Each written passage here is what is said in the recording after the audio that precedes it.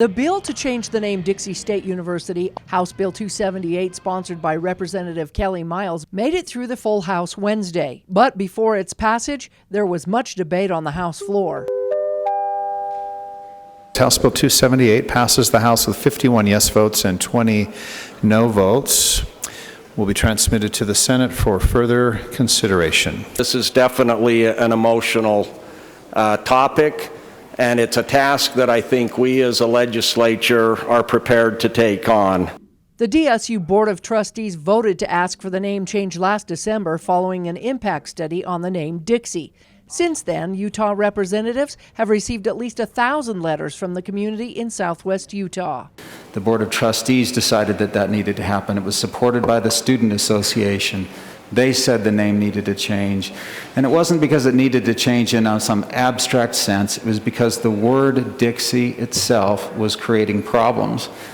And I've heard heartfelt letters from students there who have felt like it has hurt their opportunities and their chances. And I hope that at the end of the day, that's what we're most concerned about. And I look at the statistics of the enrollment of Dixie State University. Their enrollment continues to rise. I don't see any evidence of this hurting the university. I can see maybe if they're wanting to move in the polytechnical arena, they can make a change there, but why remove Dixie? A motion to amend the bill by striking line 51, which says the new institution would not include the term Dixie, was voted down. This bill is the quintessential example of putting the cart before the horse. The bill forcefully dumps the name of the university. That is, it imposes from the top down, and we're the top now, right? The top down, the substance of the new name before the public, community, and local residents have had what they feel like is a fair chance for truly collaborative input. We have tried to find common ground, and that's been very challenging. And that's exactly why this language is in the bill, and I would encourage you not to support this motion. However, an amendment included in the bill earlier does allow the institution to refer to the main campus as the Dixie Campus. The institution may refer to the main campus as the Dixie Campus. But not all are happy with taking the name Dixie out of the university. Utah, Dixie is a place where you can come and be welcomed. Like it was mentioned before, half of you in here have a home in St. George. Why? Because you're racist? Because you live underneath the shadow of that racist D on the hill? No, it's a great place. People are kind, people welcome you, and it doesn't matter your ethnicity, your skin color, your anything, your religion, people are welcome in St. George Dixie. That's what we should be holding up. I spoke with the good president down there, and I told him, if you're going to change the direction of this university, if you're going to go in a direction that completely reformulates the way this university works, if it's a polytechnical university, then perhaps a name change is important.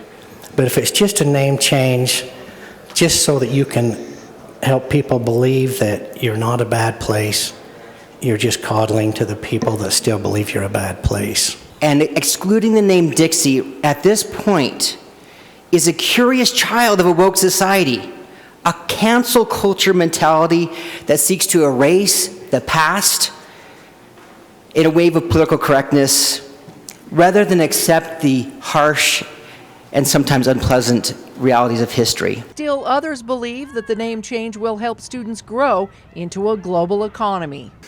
And unfortunately, the definition of Dixie carries a different connotation elsewhere in the world than it does in that small region. And as students graduate, as we try to attract professors to that institution, there's a headwind because of the national implications of that name, not the regional implications, the national. Although there is no fiscal note attached to the name change, there will be costs associated with rebranding. Those involved with the university rebranding have said while they don't know the actual cost, it would be less than the cost associated with losing students who choose not to come to the university because of the institution name. Rebranding would include changing campus signage as well as all sporting events and uniforms. And I personally believe this decision to change the name is in the best interest of our students, the state of Utah, and Dixie State University. As for the name change, if it does pass, there would still be about 9 months to figure it out. There's a process that will be a 9-month lengthy process involving all of the local stakeholders, local residents. Everybody will have an opportunity to weigh in on what the future name is. But that does not take away from the great history, the great sacrifice, and the wonderful people of the Dixie region. The Board of Trustees recommended to the legislature to allow a new name for the institution no later than November 1st of 2021. Melissa Anderson, Community Education News.